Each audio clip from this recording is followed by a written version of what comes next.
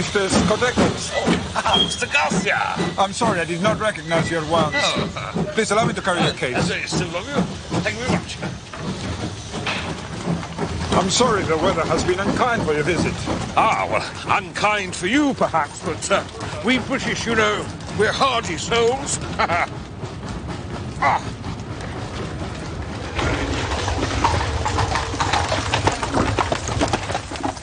The county of Surrey is particularly interesting as far as the bats are concerned.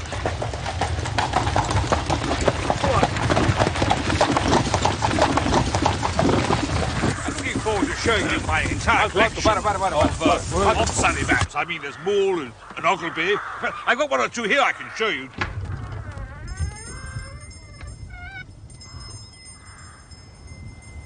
He used to draw one or two.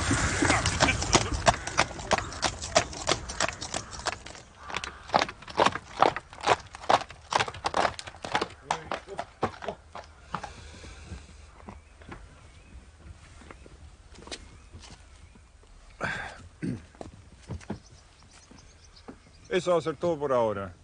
Puedes encender el caballo y guardar el coche.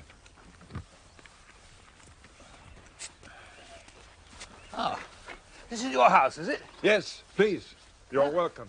It's very nice. Very nice.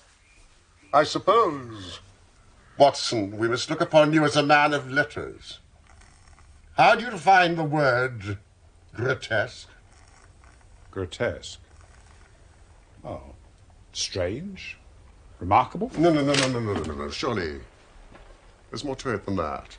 Some underlying suggestion of the tragic, the terrible.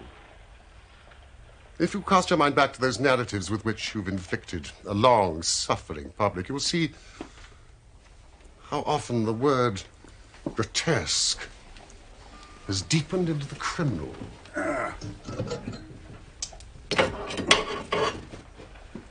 Suppose that affair of the red-headed men was grotesque enough at the outset. Huh? Ah! Oh, that most grotesque affair. The 5 orange pips. Yes, which led straight to a murderous conspiracy. Another word puts me on the alert. Oh, how did you there? I've just had the most incredible and grotesque experience. May I consult you, Scott Eccles? Post office, Charing Cross. Oh. A man or a woman? Oh, a man! No woman would send a reply-paid telegram. She would have come. Did you see him? Oh, my dear Watson. You know How bored I've been since we locked up Colonel Carruthers. Life is commonplace. The newspapers are sterile. Audacity and romance seem to have passed forever from the criminal world. Of course I'll see him. Unless I'm very much mistaken, this is our client. Mr. Holmes. Thank you, Mrs. Hudson. Well, are you Mr. Holmes? Certainly. Yes, Mr. Holmes, I have just had a most singular and unpleasant experience. Really? Yes, never in my life have I been subject to such embarrassment and been placed in such a position. Please sit down, Mrs. Scott Eggles, my friend and colleague, Dr. Watson. Now, in the first place, may I ask why you have come to me at all? Well, sir, it didn't appear to be a matter which concerned the police. Yet, when you've heard the facts, you must admit I couldn't just leave it where it was. Now, private detectives, they're a class with whom I have no sympathy. Sit! Mr. Scott Eccles.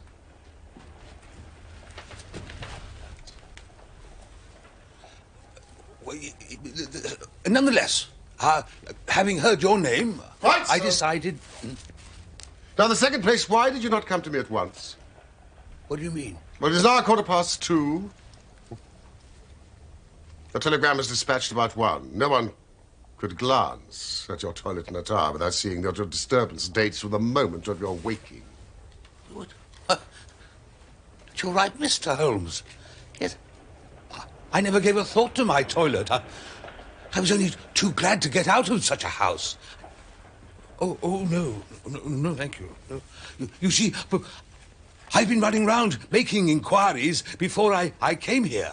See, I called at the house agents, you know. Oh, yes. And they said that Mr. Garcia's rent was paid up all right and that everything was in order in Wisteria Lodge. No, come, sir. You know, you're like my friend Watson, who has the bad habit of telling his stories wrong end foremost. Now, please, arrange your thoughts and let me know in their due sequence exactly what those events are, which have sent you out, unbrushed and unkempt, with your dress boots and waistcoat buttoned awry, in search of advice and assistance. Well, I'm a bachelor, and being of a sociable turn, I cultivate a large number of friends. At the table of one of them recently, I met a young fellow named Garcia, a pleasant chap of Spanish descent, connected in some way with the embassy.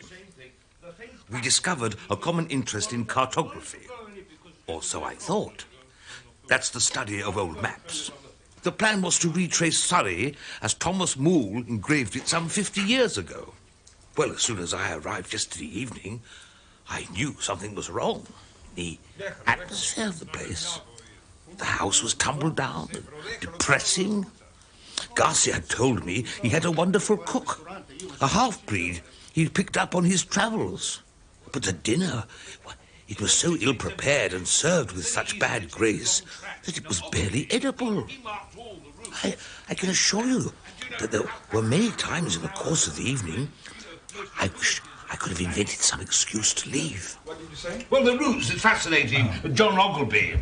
Across the heathland? No, it wasn't just the heathland. It was all over the county. I say, are you feeling all right?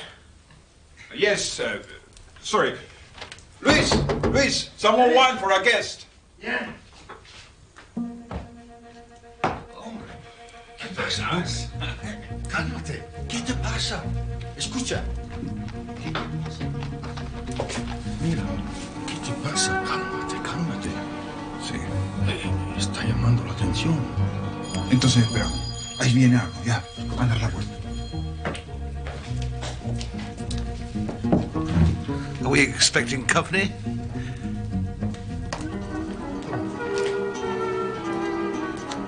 I would like a drink of that, if it's possible.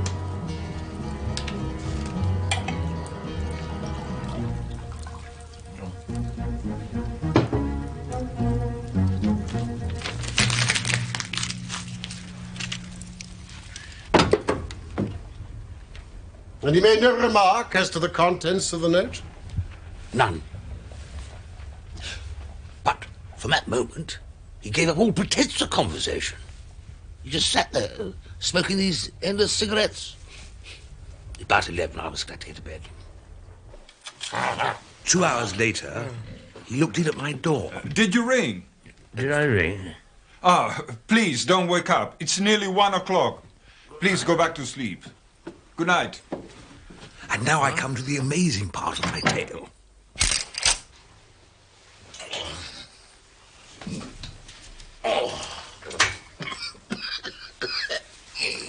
When I woke, it was broad daylight, nearly 9. I had particularly asked to be called at 8, so I was very much astonished at this forgetfulness.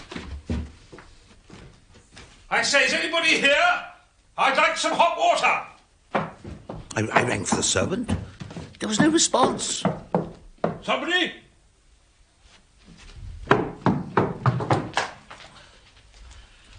I say, is there a servant available?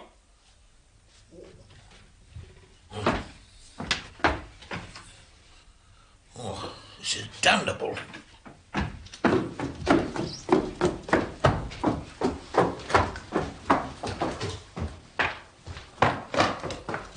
I went from room to room. All were deserted. Even my host's room. The bed had never been slept in. Foreign host, foreign footman, foreign cook, all vanished in the night. Your experience is, so far as I know, perfectly unique. Now, what else can you tell me? Well, I was furious. I packed my bags, and I banged the front door behind me, and I set out for Esher. And then I called at Allen Brothers, the land agents, and found it was from them that the villa had been rented. Rented? Well, you see, I couldn't believe that they'd gone simply to make a fool of me. I thought, you know, it must be the rent. But I was wrong. See, the agent thanked me for my warning, but said that the rent had been paid in advance. By the Spanish embassy, I imagine. I called at the Spanish embassy. The man is unknown to them. They also asked my friend, who introduced us, and he seemed to know less about Garcia than I did. Now, this house. Wisteria Lodge. I wonder if it's still as you left it. What's troubling you, Watson? Well, I fear some mundane explanation for events may await us upon our arrival. It's possible we can thank our lucky fate which has rescued us for a few hours from the insufferable fatigues of idleness.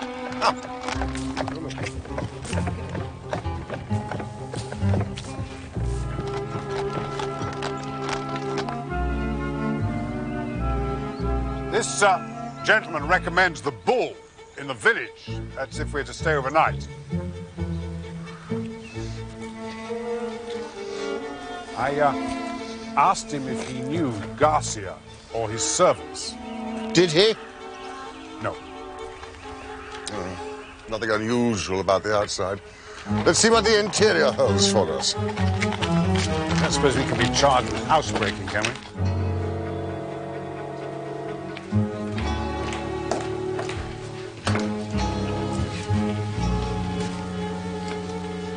What earth could leave such a mess? Yes, indeed.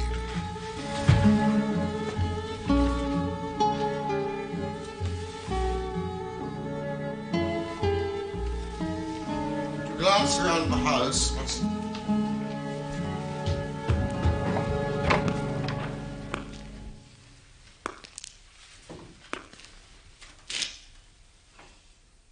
Mr. Holmes. Welcome to Wisteria Lodge, Mr. Holmes. Inspector Baines of the Surrey Constabulary. This is Constable Downing. And you are Mr. John Scott Eccles of Popham House, Lee. I am. Oh, Mr. Scott Eccles, we've been following you about all the morning. You traced him through his telegram, I presume. Exactly, Mr. Holmes. We picked up the scent at Charing Cross Post Office. But what do you want? Why'd you follow me? We wish a statement, Mr. Scott Eccles, as to the events which led up to the death of Mr. Aloysius Garcia of Wisteria Lodge, near Esher. Dead, did you say? Oh, yes, he is dead, yes. But how? An accident? Murder, sir. If ever there was one on earth. No.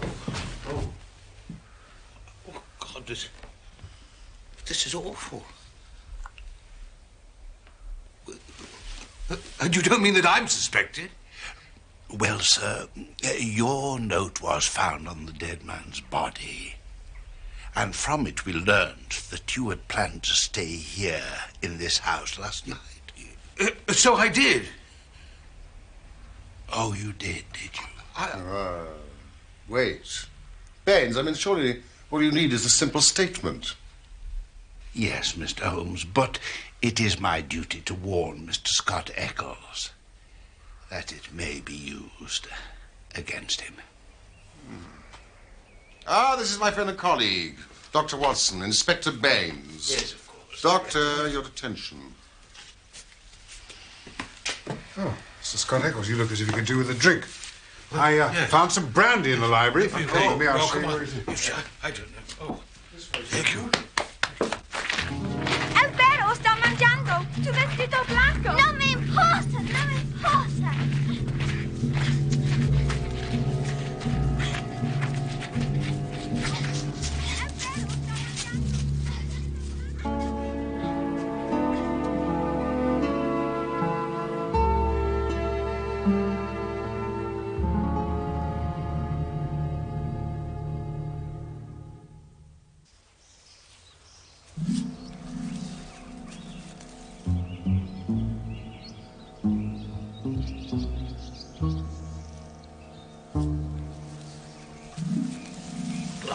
I can assure you, Inspector, that, every word I've said, it is the truth.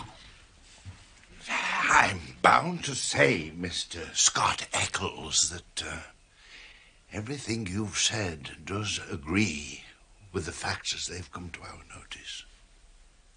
For example, the note that arrived during dinner. Mr. Scott Eccles, what became of the note? Well, Garcia rolled it up and threw it in the fire.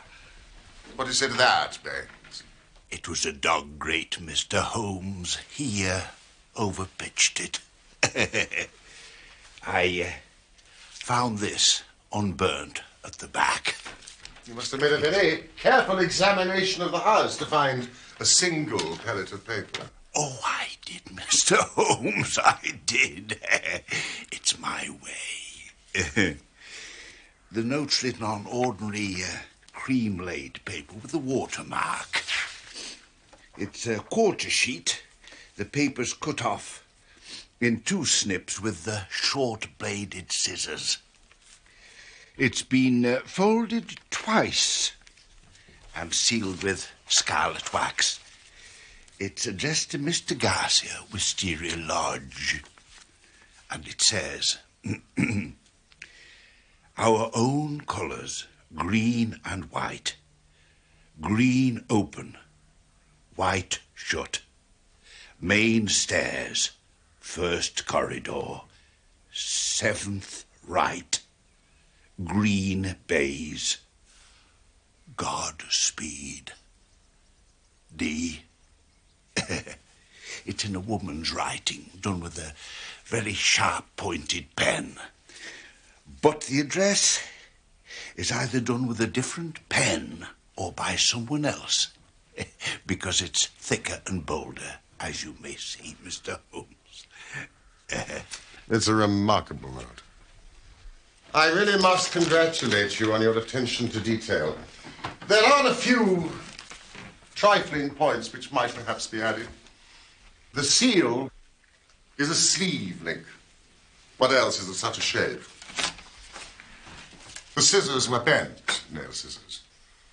Short as the 2 snips are, you can distinctly see the slight curve in each. Oh, I thought I'd squeezed it dry, Mr. Holmes. But I see there was some still left over after all.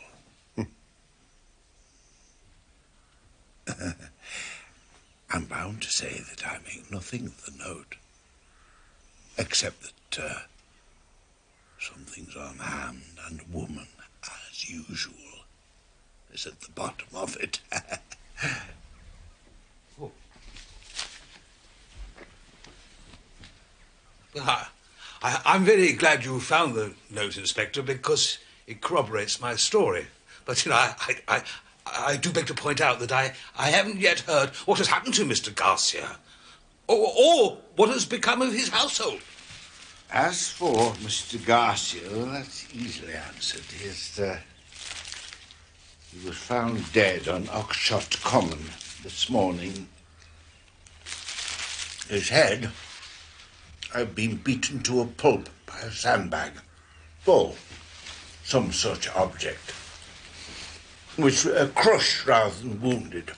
Apparently, he'd been first struck down from behind, but his assailant went on beating him long after he was dead. It was a very furious assault.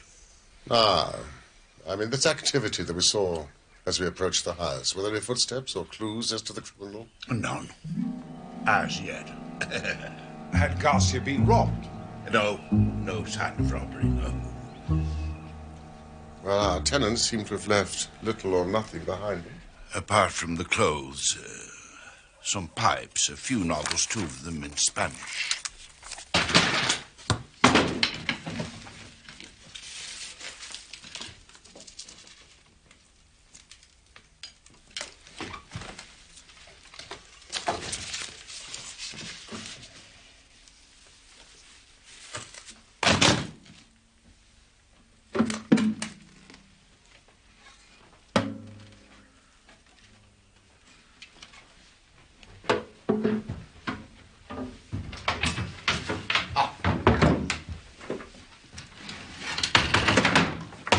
One of them is missing.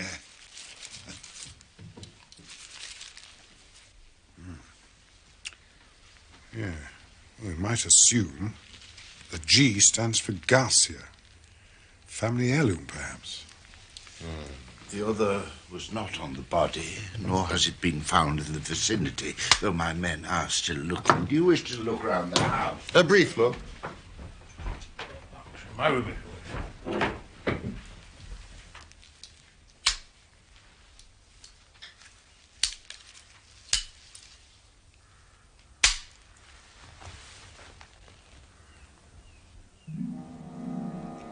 Holmes. Holmes! Holmes!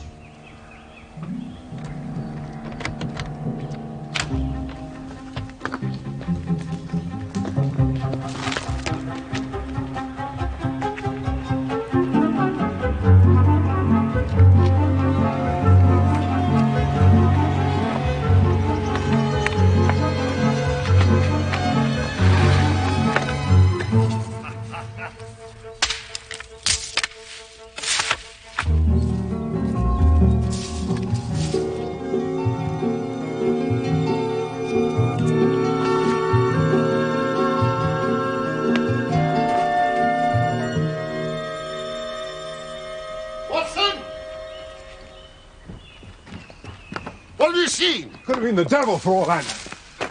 Staring eyes at the window. Negroid features, mulatto-like. He's got away across the fields. Maybe just as well. I don't think I could have laid hands on him. Ah, look at this. If he is all the same scale as his foot, then he is certainly a giant. Well, whoever he was, whatever he wanted, is gone for the present. And we have more important things to attend to.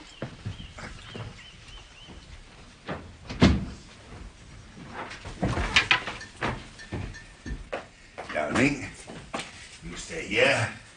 And you, sir, shall come to the station with me. Yes, sir. And let me have a written statement. Yes, certainly. I'll come at once. I hope you don't mind our collaborating with you, Inspector. Highly honoured, Mr. Holmes. Highly honoured. Inspector, is there a clue as to the exact hour of the man's death? 1 o'clock. It rained about that time, and the death certainly occurred before the rain. No! That is perfectly impossible, Mr. Baines. No, his voice is very unmistakable. I could swear to it that it was he who addressed me in my room at that very hour.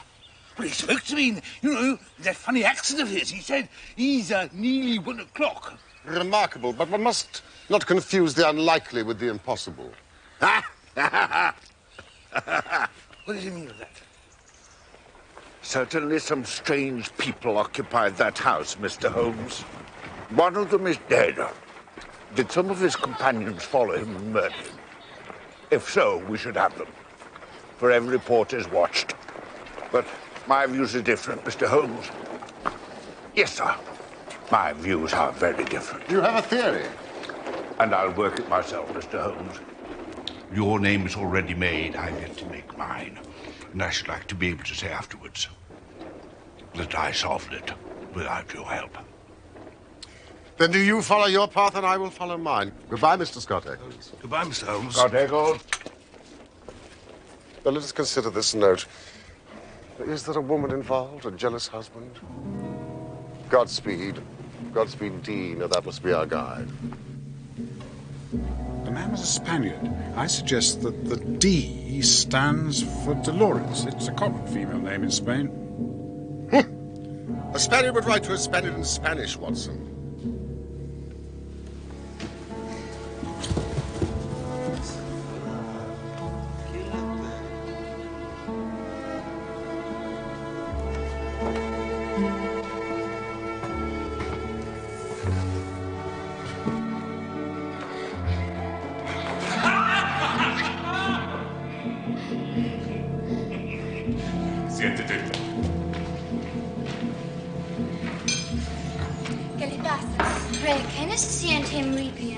Silencio, niños.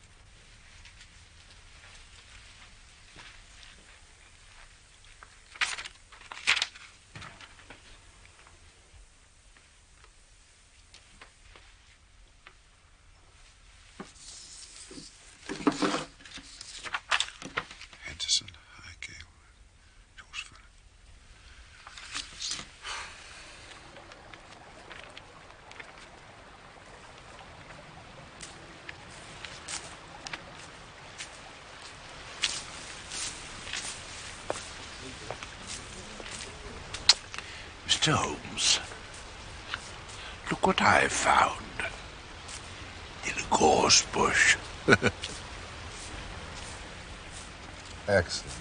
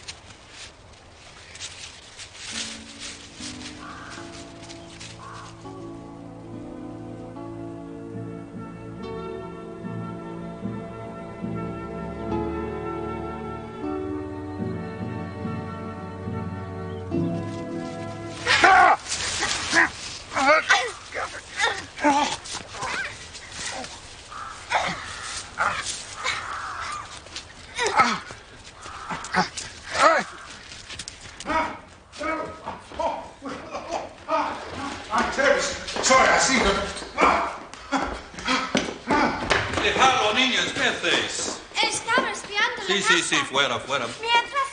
Váyanse a jugar. ¿Por qué lo dejaste entrar? ¿Qué pasa aquí, señor? You are trespassing. I'm terribly sorry. I seem to have lost my direction. Is it your custom to wander Dr. Wakefield, my friend and fellow cartographer. Yes, indeed.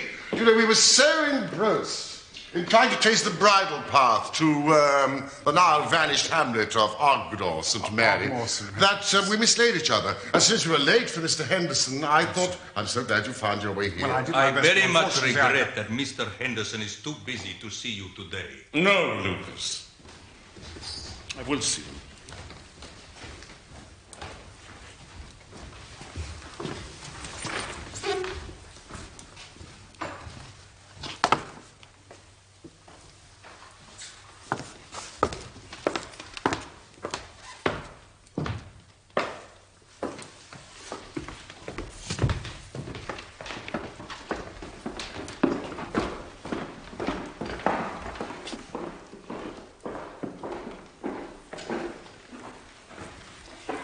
Gentlemen.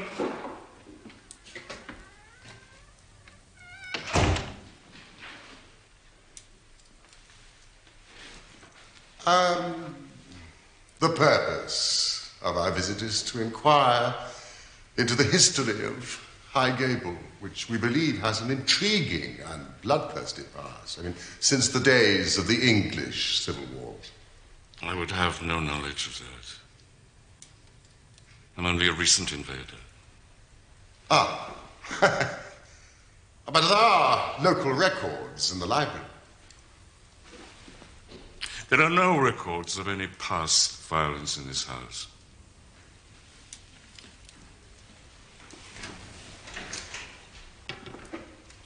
I see.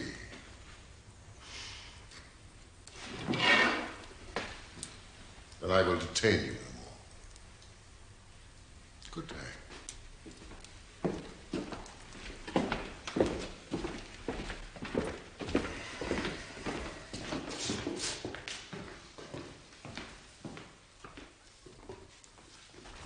I thought you were in London. For the morning only. Well, with your usual reluctance to confide your thoughts to me, I exercised my own mind in the matter. You'd circled two names on your list, Henderson and High Gable. Well, the others are prosaic, respectable people, far aloof from romance. But this man, Henderson, he's a very singular creation. Yes, indeed. As you may have noticed, no tea for me. The house is double-winged, one side the servants, the other side the family. There is one single connecting door for the Henderson family meals. Oh, you sure you couldn't observe all that in the short time we were there, Holmes? Ah, there are no better instruments for gossip than discharged servants, and I was lucky enough to find one who had been sacked by his imperious master, Henderson, in a fit of violent temper. Now, the Henderson girls whom you encountered have a governess, a Miss Burnett, an Englishwoman. Here is a very singular fact. She has not been seen since the night of the murder. She has utterly vanished. I've seen her. Of course! I've seen her, and she is alive. I saw her at the window at High Gable. My God, a prisoner. She slipped my mind. The moment those awful gorgons descended upon me. She is alive. I've seen her.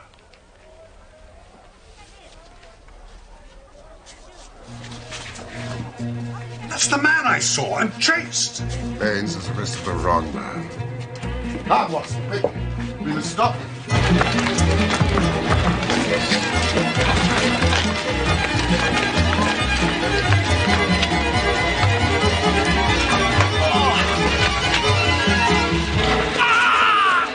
This ain't the murderer. Did he kill the Spaniard on the common? Where did you capture him?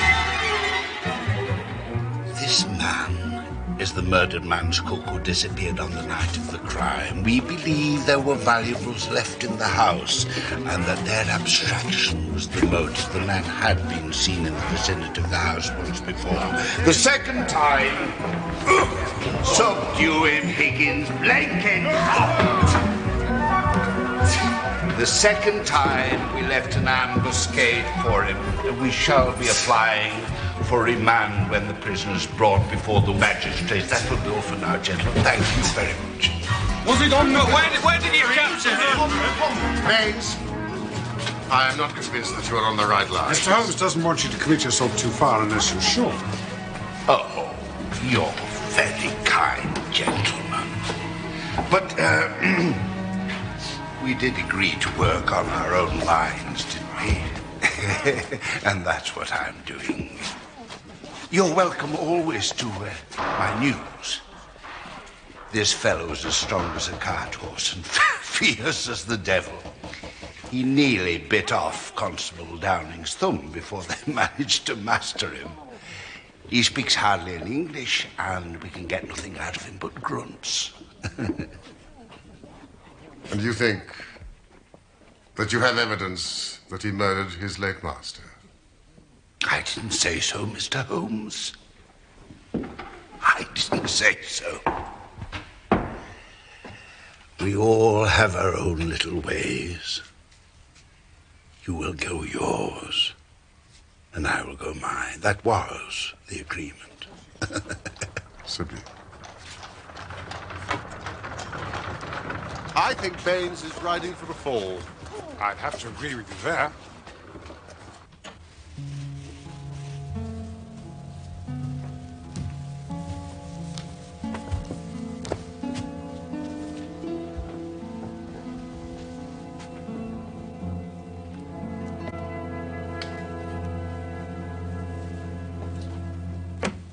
You appreciate our difficulty, Watson.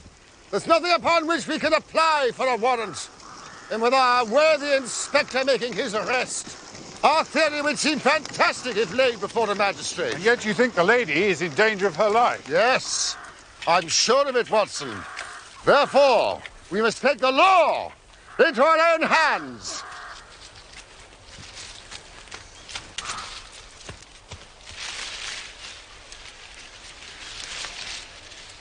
Top left bay. Ah.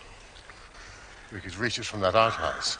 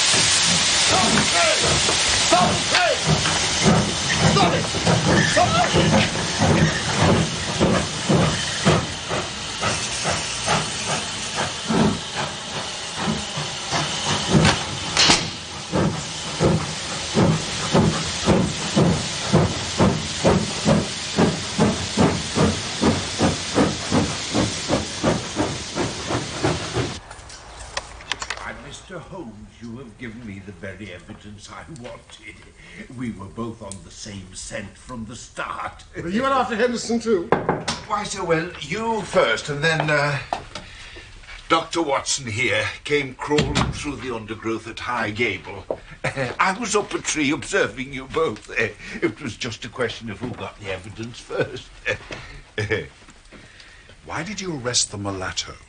Well, I was sure that Henderson, as he calls himself, felt he was suspected, and he would make no move so long as he thought he was in danger, so I arrested the wrong man. You know, you will rise high in your profession, Inspector. Oh. You have instinct and intuition. Thank you, Mr. Holmes. But we can't arrest without Miss Burnett's evidence, can we? I should be able to give you that in a moment, but tell me, who is this man, Henderson?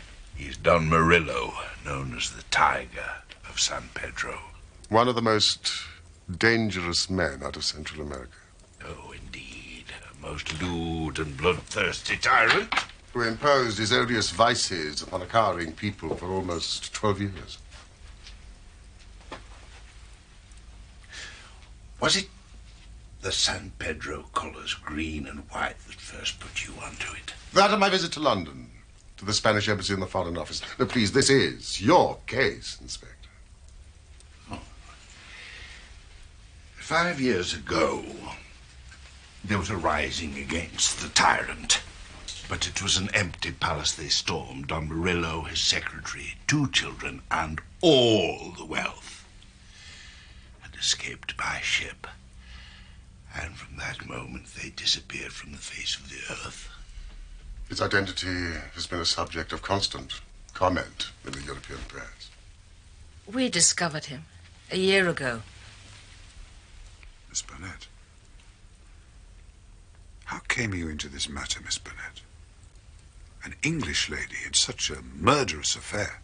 Because there is no other way in the world by which justice can be gained. What does the law of England care about the rivers of blood shed so many years ago in San Pedro, or the shipload of treasure that this man has stolen from us? To you, they're like crimes committed in some other planet. We know. My real name is Signora Victor Durando. My husband was the minister of San Pedro in London. He met and married me there.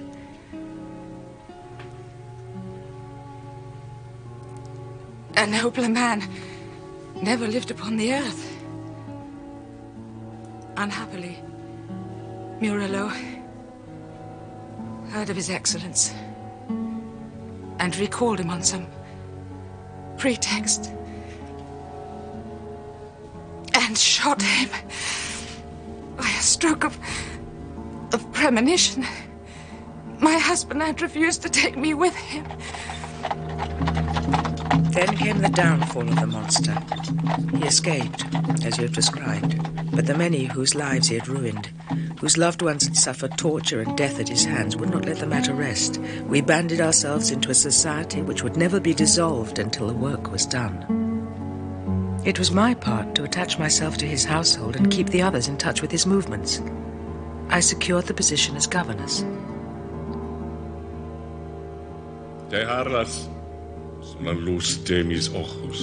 He little knew that the woman who faced him at every meal was the woman whose husband he had hurried to eternity. I smiled on him, did my duty to his children, and bided my time. An attempt was made in Paris and failed. We zigzagged here and there swiftly over Europe to throw off our pursuers, and finally returned to High Gable. Garcia had been waiting there for nearly a year with 2 trusty companions, all fired with the same reasons of revenge. Who was Garcia? The son of Fernando Garcia. One of the former highest dignitaries of San Pedro, who was murdered like your husband. This note you sent, you say it was intercepted? During the day, Murillo took every precaution and never went out save with his satellite, Lucas. Even at night, the man was forever on the alert and continually changed his room. We had arranged that I would send Garcia final instructions. The doors would be open, and the signal of a green or white light in a window which faced the drive was to give notice if all was safe, or if the attempt had better be postponed.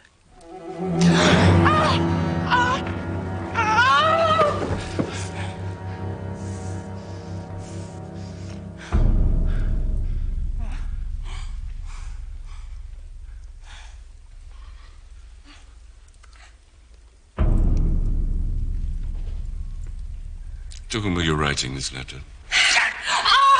Which describes, it would seem, the room in which I intend to sleep tonight.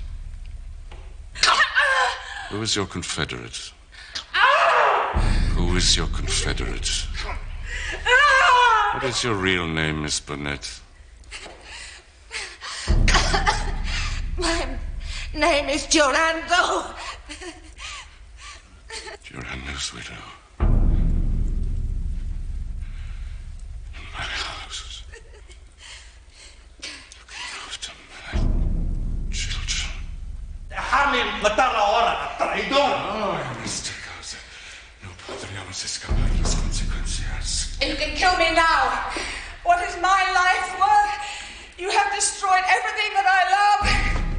Who are you writing to? Tell me. Senora Durando? Who? It's a name you fear. He is waiting for you.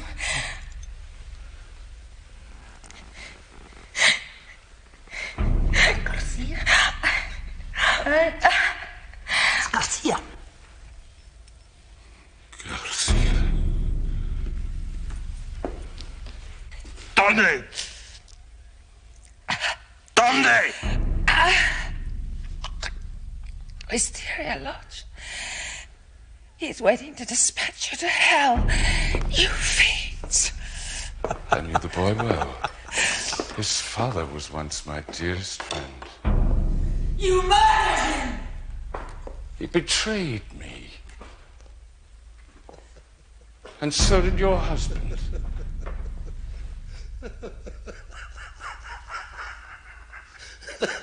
And now they send the wives and sons. Will you never learn? I am indestructible.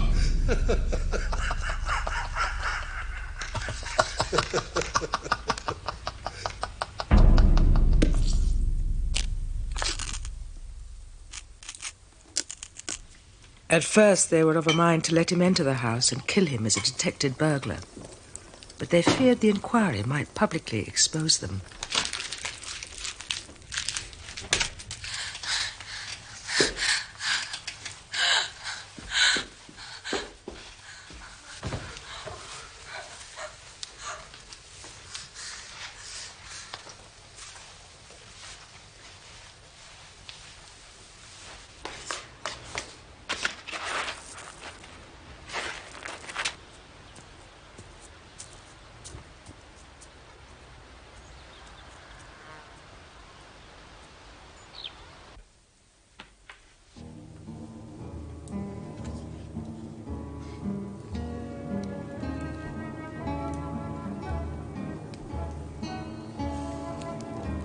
Uno para todos. Todos para uno.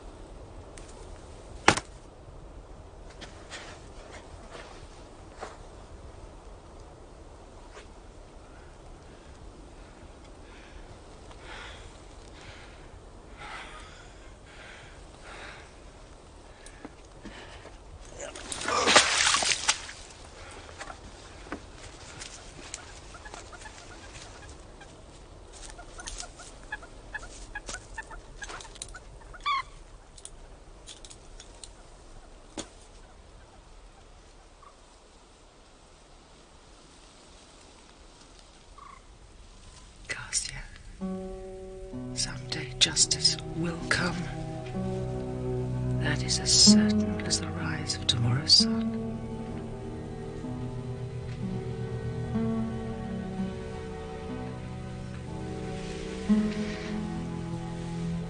I have no doubt that my life too hung in the balance. For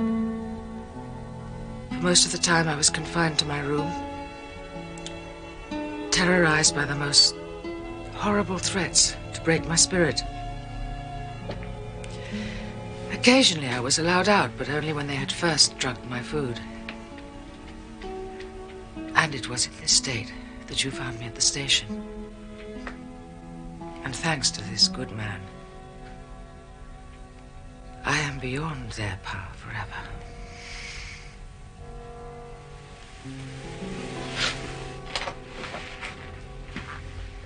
Well, Inspector, our police work is done, but our legal work begins. Exactly, Mr. Holmes, yes. Garcia's death in the hands of a plausible lawyer could look like an act of self-defense. Well, I think better of the law than that.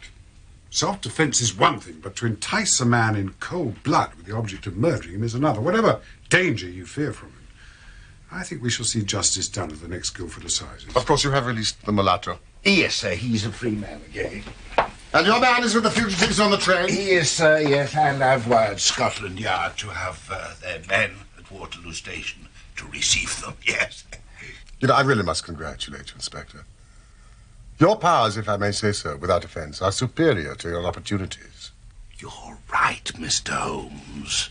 In the provinces we stagnate. A case like this gives a man a chance.